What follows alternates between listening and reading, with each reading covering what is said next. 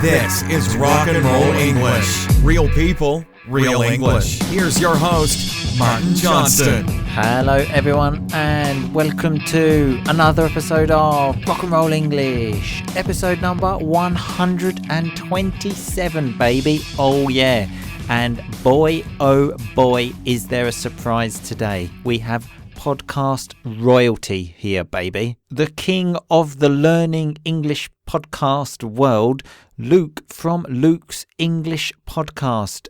If you don't know who he is, where have you been for the last 10 years, more or less? I think that's how long he's been making podcasts, and his podcast has been downloaded just the 50 million times.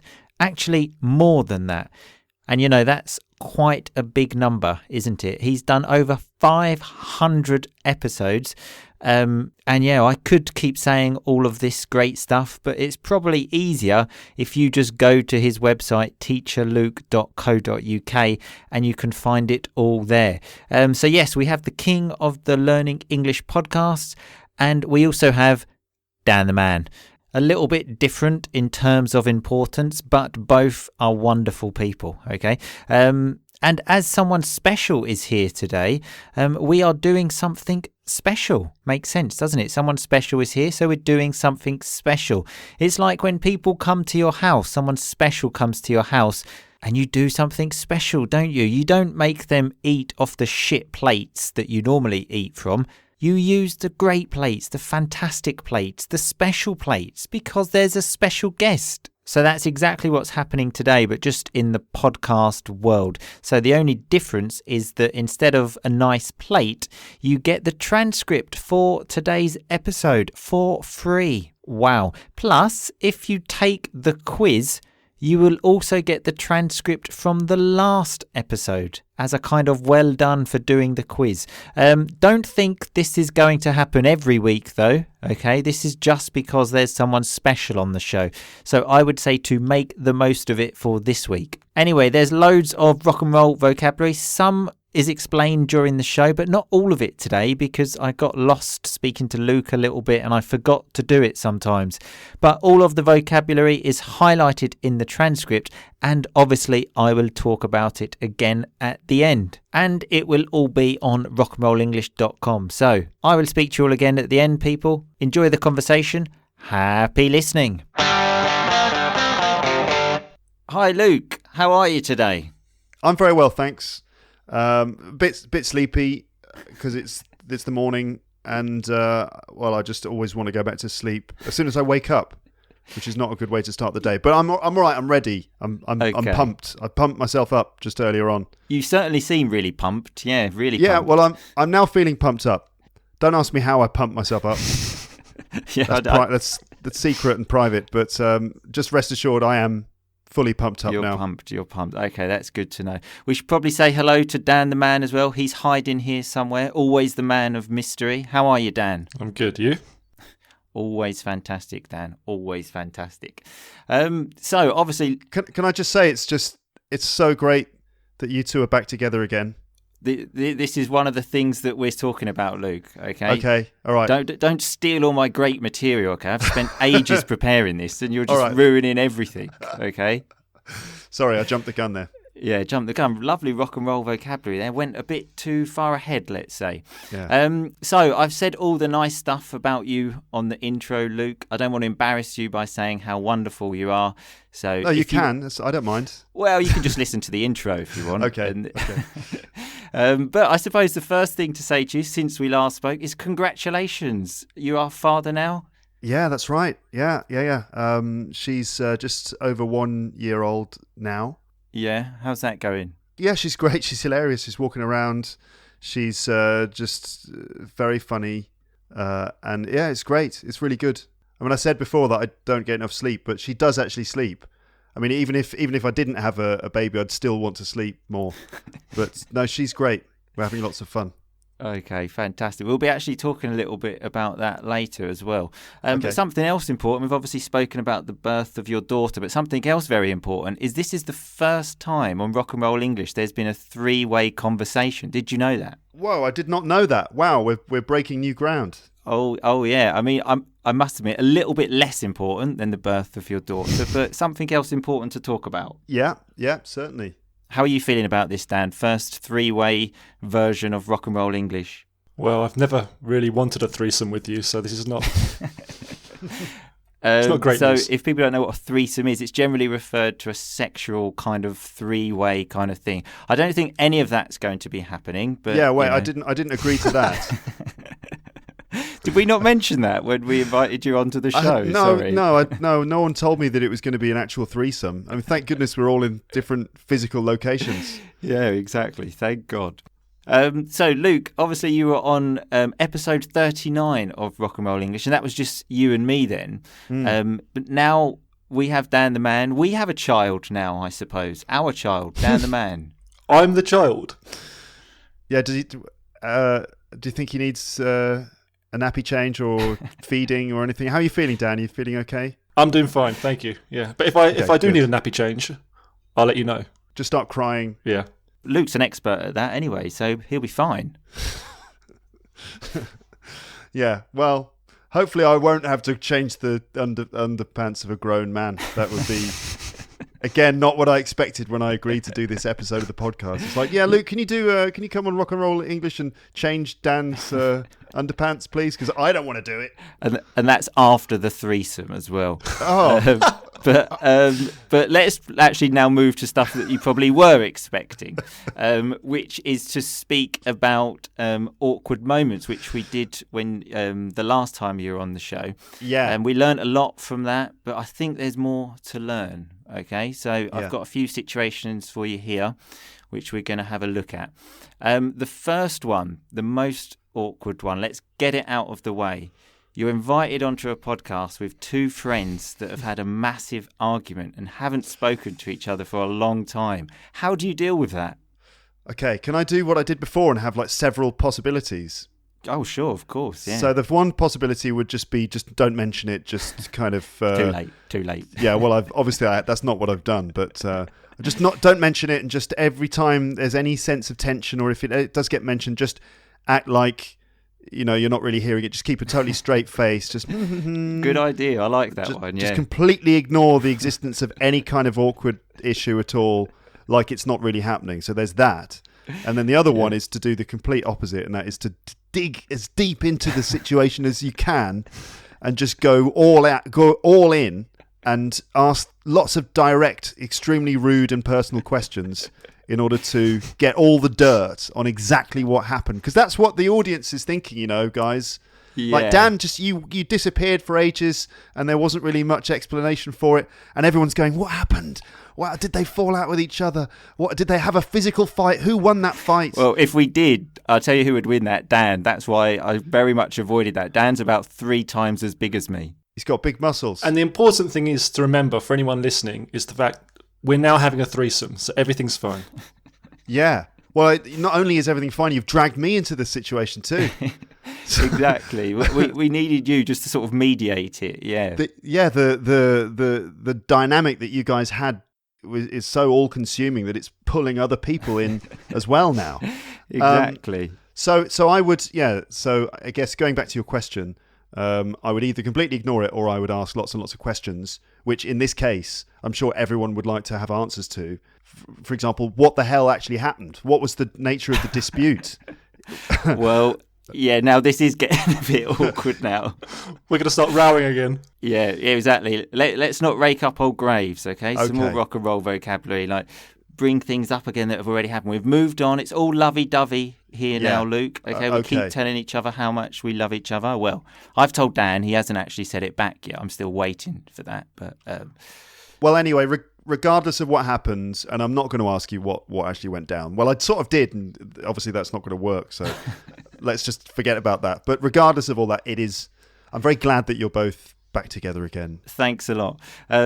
When we were on your podcast, actually, I remember using the phrase. One thing I remember from that is using the phrase "make up, never, never break up." And me and Dan have said that to each other at least 5 times, haven't we, Dan?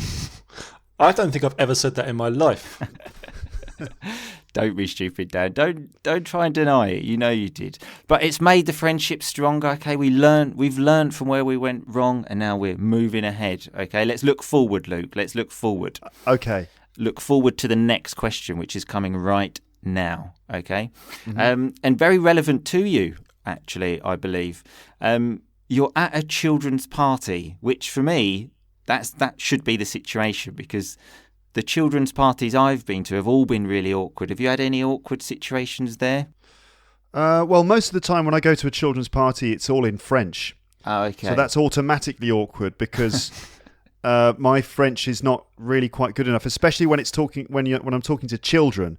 Because children will just look at me like they've got no filter. Like adults, at least French adults, they have all these filters of, they'll try, if they're not impressed by my French, they will switch to English or they'll, whatever. But the kids they'll just, nothing. It's like I'll be talking to them in French, and it's like it's just noise happening around them.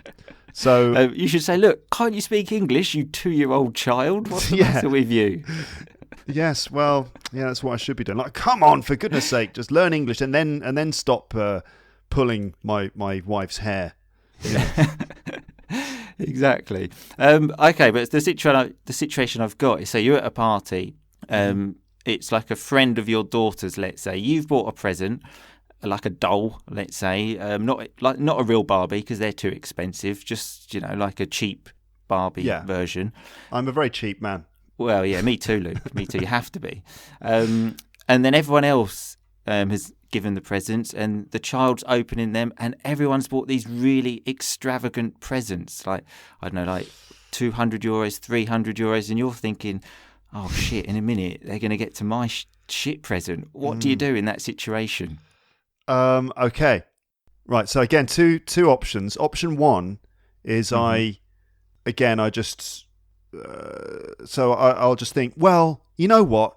These people with their €200, pound, whatever the currency is, 200 euro gifts to their children, they're stupid. They're wasting their money because these kids are just going to either smash them, forget about them, or just grow out of them within a few months potentially, because kids grow up very quickly. So I'll think they're all idiots and I'm brilliant is what I'll think, and I'll be like, right, if you're judging me on buying an affordable gift for a child, then you can get stuffed, is what I'll think in my head. Whereas outside, I'll be ignoring that there's an issue, and I'll just be acting like everything's normal. That's option one, right? Option two is I'll quickly realise that the gift I've bought for the child in this case is massively inadequate, and I'm going to make a fool of myself. So what I would do is I'd just quickly grab the present and sort of, I don't know, throw it out of the window, but do it in a way that makes it look like it's a mistake, if that's possible. So I'll be like, oh, just forgotten one thing, and grab it, but quickly fumble it, and it just flies out of the window, and oh well. Oh, never mind. No gift for you again. And it was the best one. It was the most expensive one. It's all broken now. So I've got the wrong gift as well, potentially. Yeah, I think obviously this option is not the best idea at all. I was thinking you could maybe just take €100 note, because they have them, don't they? And then just stick it onto the present. Right. That would be an idea. Yeah, that immediately raising the value of the gift. Yeah, exactly. To acceptable levels. Exactly. I like that one. Dan, what about you? What have you ever been to a child's party? Not that I can remember. But if I did and that happened, I'd just go to the toilet. To do what in the toilet? I'll just hide in the toilet. Yes, just hide. I'm not going to go into details about, I'll just be standing there or sitting there. Yeah. It'd be strange if he did anything else. Yeah, it would be horrible though, Dan. In this situation, you have a child though, so you're going to go in the toilet and just leave your child to take all of the grief. So the grief, the criticism. Let's say. No, because presumably I'll be with Mrs. Dan the man, so I'll just let her deal with it. What a manly answer to that question. That's so noble of you, Dan. So there's no right or wrongs here. I mean, Luke's threatening to throw the present out the window. The present, not the child. Not the child, yeah. What would you do, Martin? What would I think I would just take my child, take Mrs. Rock and Roll English, and just run and never speak to those people ever again. And take my present, because I'm not wasting my present. I'm not leaving my present there. I'll give that to another child that appreciates it. Yeah. Another option is that when the child opens the present, even though it's going to be obvious to everyone that this is a cheap gift that you've, bought at some crappy little shop, you just let slip somehow. The way that parents will speak to their children, but they'll raise their voice a little bit, so it's obvious that they're actually talking to all the adults in the room. You know the way parents do that? Yeah, exactly. So I'll say, look at that very expensive present that you've got. I wonder what it is, but I'm sure it's very valuable and expensive, and that obviously will work because... Until you leave the price tag on there as well, and everyone sees it's a piece of shit. Yeah, hopefully you won't do that. But then all the parents will be so convinced, because they're stupid enough anyway to buy a €200 gift for an 18-month-old child. So they'll all obviously be convinced by that, Absolutely. and then everything will be fine. I like it a lot. Okay, so going to the next one. Again, connected to this baby stuff. You're on the metro, I believe they call it in Paris. Yep. There's a woman there. She looks like she could be pregnant, but you're not sure. Do you get up and offer your seat? Oh, it's a tough one. Oof. Okay. So there's, again, two situations. Here's what I would actually do, and here's what I normally do in that situation. When there's any doubt, for example, if someone gets on and I think that they might want to sit down because maybe they're old or they might be pregnant, what I actually do, and this is how English I am, is that I will, instead of actually saying to the person, do you want to sit down, or without even pointing at the seat, I will just stand up and just walk over somewhere else. Good. That's and just really leave good. the seat free. I'll just walk away from the situation completely, and then hopefully the person will just see the empty seat and sit down, and I don't have to deal with the whole awkward. Do you want to? All that stuff that you have to do. Sure. I like that one. Which is kind of, to an extent, if you are possessive about seats, that's not the right approach. But I'm just a sort of a metro superhero in that way, that I'll just I'll just take the bullet, as it were. A nice, lovely rock and roll vocabulary. When you take the bullet, it's shit. How do we explain this one? Dictionary Dan, we need your help. It's when you suffer the consequences yourself. Oh, yeah. Boom, shakalaka. That was a perfect definition, Dictionary Dan. Anyway, Luke, what's option 2 then? So option 2, hold on. I can't remember what option 2 is. Option 1 did actually sound really good. Oh, yeah. Option 2 is where you just, again, you just sort of speak your mind without any thought for the pragmatics of the situation. You just say, excuse me, you look, you're either fat or pregnant. Which one is it? And if they say I'm not pregnant, and you can say, oh well, I think you need to go on a diet, love, or something terrible like that, which is clearly the worst thing that you can do. That is a risky technique. What about you, Dan? What would you do? This is the exact sort of situation that I hate to be in. So I normally try to avoid it by not sitting down on any metro. And obviously sometimes if I'm with friends and it's an empty train, and they'll say, like, why are you standing up? And then I sit down. Then when it gets busy again, I have to pretend to be asleep because I just don't know what to do. And it doesn't work as well. Even if, like, they're old, if you go and say, do you want the seat? You're basically saying, you're fucking old. You don't look like you can stand up. You better have this seat. So it's just a great source of embarrassment for me. So I just, either stand up or I'm asleep. Yeah, I like the I'm asleep one. I just basically look down when I'm on any kind of public transport and just, I'm not aware of anything. I've actually had someone ask me before, and I wanted to ask for some sort of document to like see. It was someone, well, I think she was saying she was too old, but she didn't look that old. Obviously, I just got up and didn't say anything, but I really wanted some kind of proof, like a passport or something, just to check the date of birth. It's like, sorry, is there any chance I could sit down? It's like, do you have a medical certificate? That's what I want. Yeah, of course. Exactly. Okay, so the next one, you're walking out of a building. You're sort of going out the door. You sort of have a look back to see if anyone else is coming, because obviously you're a kind gentleman. You want to see if you can hold the door. Someone is coming, but that person's quite far away. Do you wait to close the door, or do you just go and just think, fuck it, it's only a door, I'll be able to open it?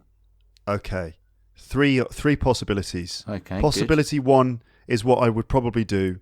And if they're that far away, I'd probably just go, oh, fuck it. I wouldn't say it out loud. It's just shout off, fuck you, I'm closing the door.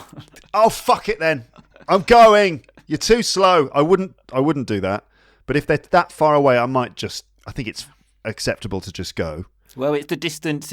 You're not 100% sure if the distance is acceptable to go. That's the problem. I don't know. Maybe if the distance is that far, if it's still a bit vague whether it's acceptable or not, I might kind of do some stupid sort of facial expression. Maybe something with my hands, like pointing, like sort of, sorry, I've got to go. That kind of, sorry, I'm one of those things that people do, like, and then isn't this tricky? Like, human nature, it's that kind of thing. I'd be like, and then I'd just leave. Okay, that's now I have to remember what the two other options are. Option 2. I was thinking that you immediately went for 3 options. I thought, bloody hell, he's already thought of 3 options. But now I know you just say the options and then you think of the options. I've got option 2 is I will shout to the person. I'll be like, "Oh, come on," or something like that. Like, "Come on, and we're not, we haven't got all day, Yeah, Are you a schizophrenic, Luke? Well, I mean, can you imagine if you were? Yes and no. Yes and no. Yeah. If you actually were, now this would be an awkward moment. Yes. This would be like awkward moment number 1. Yeah. Don't worry, I'm not schizophrenic. Well, I haven't been diagnosed anyway. So, the second option would be to shout to the person, like, "Come on, while we're young," or something equally sarcastic, just to make them feel really bad and make them hurry up, which is obviously not something I would actually do. And then the third option would be to just stand there and just wait. Yeah. And just stand there. And I mean, you could either stand there and make it obvious that you're making a big effort, like,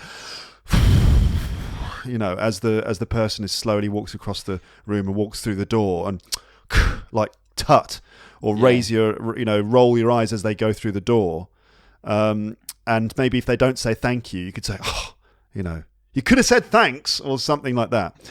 Or you just wait there like a saint, waiting as the person slowly makes their way across, and as they go through the door, they say to you, "Thank you so much for holding the door open and waiting for me." And then you say, "You're welcome. Have a great day." And they say, "You have a great day too." That just sounds so wonderful. The world is such a beautiful place, isn't it? Sometimes wonderful. I said, yeah. In one of the possible versions. Yeah, scenario 2, it's not. Yeah. Yeah. Scenario 2 is horrible. Yeah, exactly. What about you, Dan? What would you do? I would almost always hold open the door. You're such a good guy, aren't you, Dan? Trying to make out you're the good guy, so the argument was all my fault. I've got it. I know what you're doing, Dan, okay? It has backfired before, because I remember one time I held the door open for someone who was about 10 feet away, and I don't know what happened, but they walked through the door, didn't say anything, and then the person behind them walked through the door, and then the person behind that. So essentially I was just holding the door open for a crowd of people. No one was saying thank you. It was awful. So yeah, but despite that, I still persist. Nice. I actually had a sort of situation like this the other day. It was very awkward. I was in a lift, actually, and I was sort of, trying to close the button so the lift closes and you go up. Couldn't find that button. Someone else ran in just as it was closing, and he was then pressing the button to keep it open and open and open. I was thinking, what are you doing? Like, let's fucking move. I didn't know why he was keeping it open, and then I just saw like this disabled woman walking over to get in the lift, and I just thought, I'm a terrible person. I'm going to hell. It's certain.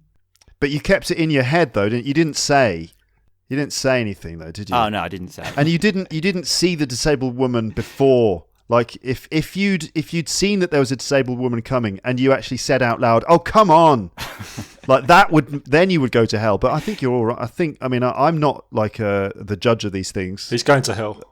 All right, he's going to hell. I was just about to say you've made me feel a bit better about that, Luke, but Dan the Man, as always, has just made me feel worse. Okay. Okay, so let's do the last one here then. So it wouldn't be an episode of Rock and Roll English if we didn't talk about going to the toilet in some way, because that's one of the main topics we like to talk about here. Yeah. And this has happened to me many a time, and I don't know how to deal with it, so I need your advice.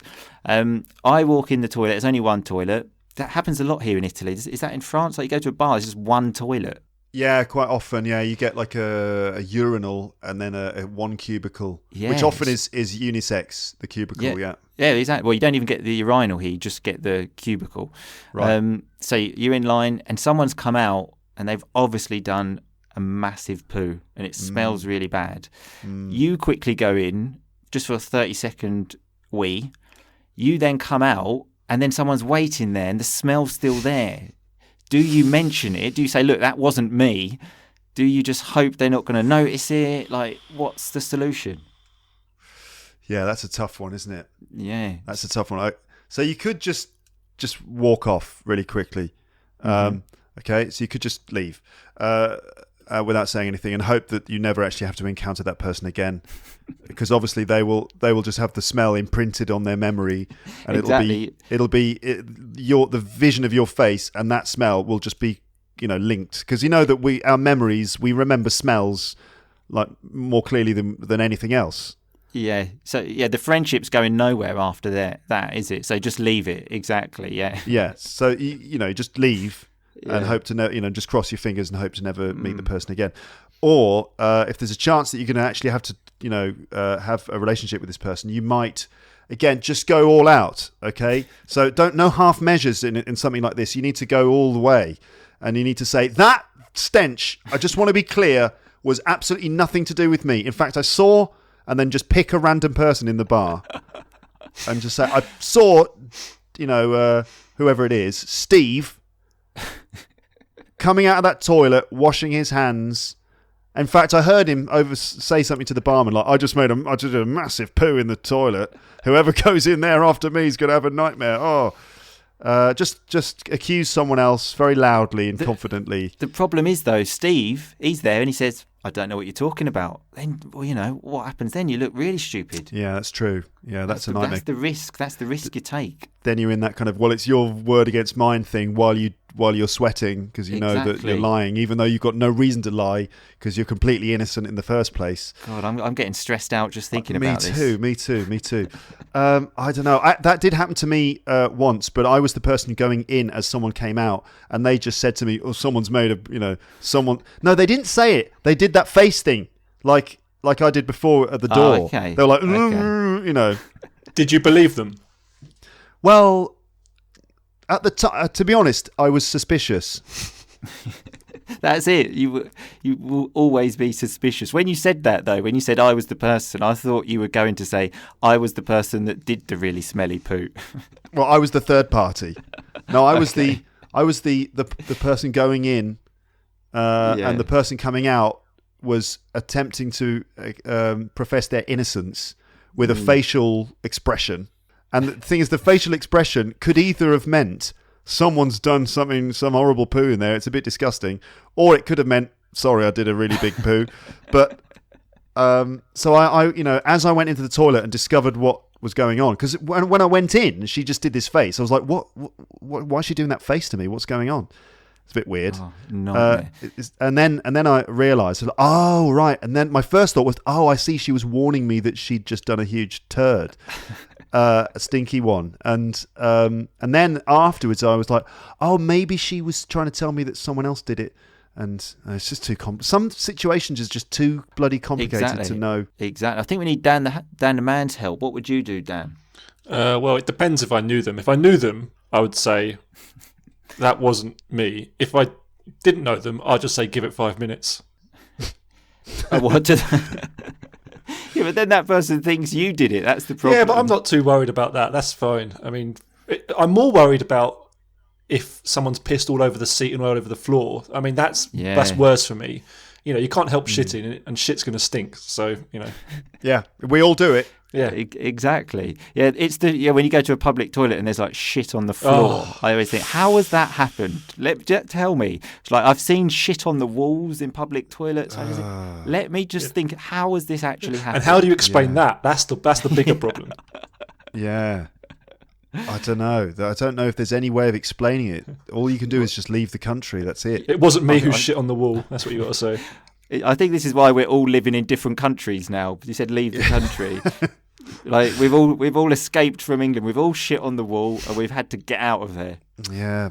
Or at least someone else has shat on the wall and then we've gone into the bathroom and someone else has then come in after us, assumed it's us, and even though it wasn't us, you still have to leave. We still have to leave the country. Of course you do. Of course you do. And then Brexit happens and, I think it's all because one guy did a poo on a wall, and now all of this, Boris Johnson shat on a wall, and now it's all this. Oh, Jesus Christ, yeah. Well, it seems to be the solution is leave the country. So if that happens to anyone, just leave the country. Anyway, Luke, it's been a pleasure, as always, speaking to you. Thanks for helping us out with these awkward situations. I know exactly what to do now. I don't know if I helped. I think I may have confused the matter even further, but it was fun. What about you, Dan? Have you learned anything? Well, if I ever go to a kid's birthday party, I've learned one or two things. That's fantastic. That's what I always tell people. Rock and roll English is not just about learning English. There's like life lessons in here as well. Mm-hmm. Absolutely. Yeah. Okay. Anyway, Luke, thanks a lot. I'm sure we'll speak to you soon, and I look forward to it. Thank you very much for inviting me onto the show again. No problem. Thanks for coming. It was lots of fun. Speak to you later. Okay. Bye-bye. Bye-bye. So how was that three-way experience for you? I hope it wasn't too much. I hope you're relaxed, because now we're going to look at that rock and roll vocabulary. At the beginning, when I asked Luke how he was, he said he was pumped. So when you are pumped, you're really excited to do something. You go somewhere and maybe you're thinking, oh yeah, fuck, this is going to be brilliant. Yeah, oh yeah. That means you are pumped, baby. And then Luke said that he was happy that Dan and I were speaking again. And I said, look, don't say that now because I want to talk about that later. And Luke said, sorry, I jumped the gun there. So when you jump the gun, it's when you act before you should, before the appropriate time. Maybe you're on a date, for example, with a woman. It's going well. It looks like everything is going to go the way you want it, and you say maybe, should we go back to my house now? And she says, whoa, don't jump the gun. Like there's an appropriate time for that. It's not now, so don't jump the gun. Speaking of sexual stuff, Dan the man said he never wanted to have a threesome with me. So a threesome is a sexual experience with 3 people involved. Some people say it's fun. I think it would be difficult, really. One's enough. If you have 2 people to think about, I imagine that's confusing. I don't know. And then Luke was asking us some questions, and he said that he would ask direct questions to 2 friends that hadn't spoken to each other for a long time in order to get all the dirt. So it's a kind of slang term to say to know exactly what went on, every minor detail. And he was asking more questions. He was saying, what happened? Did they fall out with each other? So when you fall out with someone, it's when you have an argument with someone, you stop talking. Exactly what happened with me and Dan the man. And then Dan said, don't worry, now everything is fine because we are having a threesome. And Luke said, yeah, and you've dragged me into the situation. So when you drag someone into a situation, you pull them into it without them wanting to be part of it. I don't think Luke wanted to be in the threesome, but he had no choice. We pulled him into it. And then the questions were getting a little bit awkward. And then Dan said, no, look, yeah, we're going to start rowing again. So when you row, it's when you argue. It's the same. In British English, in American English, I don't know. And then Luke said, okay, I'm not going to ask you what went down. So when you say what went down, it's another way to say what happened. What went down last night? What happened last night? It's the same. I said to Dan as well that he would let his child take all of the grief in that party situation we spoke about. So the grief is like the criticism, the annoyance, let's say. Someone can give you grief. If someone's annoying you, you can say, he's giving me a lot of grief. Dan the man gives me grief all the time, for example. Then when we were talking about the metro situation, about you see a pregnant woman, what do you do? Luke said he would just get up and leave the seat without saying anything, to take the bullet. So when you take the bullet, as Dictionary Dan correctly said during the show, it's when you suffer the consequences yourself, even though someone else did it. Maybe if Dan makes a mistake on the podcast, I can say, look, it was me, because I will take the bullet for him. Okay, that's just an example. I would never take a bullet for Dan the man. Then when we were talking about holding the door open scenario thing, Dan said it has backfired on him before. So when something backfires, it's when the plan that you have in your mind has the opposite effect. Maybe you buy some flowers for your girlfriend, you buy some lilies and you think this is fantastic, she will love them, and she says, why did you buy me lilies? They're associated with people dying, which is true, by the way. And then you can say, oh, fuck, that really backfired. I wanted to do something nice, make you happy, and now you're angry. So that backfired. I then said to Luke that I don't know how to deal with a situation. So when you don't know how to deal with something, you don't know how to manage it. So I needed his advice. And that was about the scenario of someone doing a smelly poo and then you go in afterwards. And one of the options Luke gave for how he would resolve it was just to say, look, that was you. And he said, I would take no half measures. So a half measure is when you do something not to its full, let's say, if that makes sense. So if you say, I don't want to do any half measures, it means you want to do something to the absolute maximum. For example, you go skiing for the first time in your life, you've never been before, and immediately you go to the top of the most dangerous mountain because you say, look, no half measures, I'm all in, baby. Oh yeah. That's not recommended though, okay? If you've never been skiing before, do not go to the top of the most dangerous mountain, okay? If you're thinking, I want to do that just so I can use this vocabulary, use it in a different situation, is my advice. Dan's solution to that problem was just saying to someone, give it 5 minutes. So when you say give it 5 minutes, it's a nicer way to say wait 5 minutes. Wait 5 minutes before you go in. That you can use in that situation. If someone's done a smelly poo, or if you've done a smelly poo, you can just say wait 5 minutes or give it 5 minutes. Anyway, all of this rock and roll vocabulary is on the website, rockandrollenglish.com. Go there, episode 127, find it and do the quiz, baby. And there's a present for the quiz. And obviously, again, if you haven't already, but I imagine you have, go to Luke's website, teacherluke.com, and there are more than 500 episodes you can listen to and lots of other amazing stuff. Anyway, thanks for listening, people. I will see you all again next week. In the meantime, though, just keep on rocking, baby. Thanks so much for listening to Rock and Roll English. For more great content and to stay up to date, visit rockandrollenglish.com and facebook.com/rockandrollenglish. We'll catch you next time.